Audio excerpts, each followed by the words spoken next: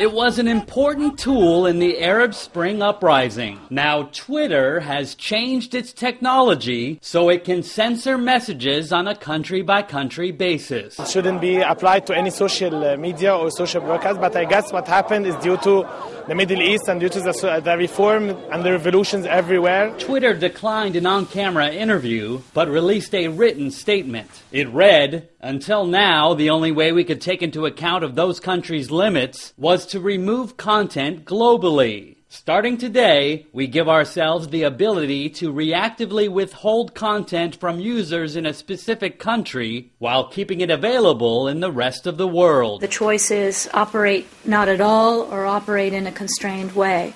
So from that perspective, being honest about what you're up to is in keeping with these standards. But it is doing what it is supposed to do, as any service does, as it expands into each one of these countries, and that is to abide by the laws of the country. But some bloggers at a social media forum in Europe said Twitter is selling out. Clearly there's a huge user backlash against this latest move by Twitter.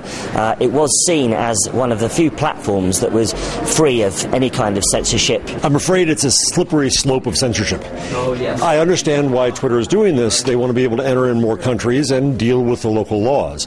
But as Google learned in China, when you become the agent of the censor, there are problems there. Can you imagine a system where you couldn't say government stupid? Social networking censorship was the topic of discussion at this media law class near Twitter's headquarters in San Francisco. You can't prevent speech. And in China, where they have a lot of censorship for online, there's still ways to get around it. Twitter said it will post a censorship notice whenever a tweet is removed and share the removal requests it receives from governments. Haven Daily, Associated Press.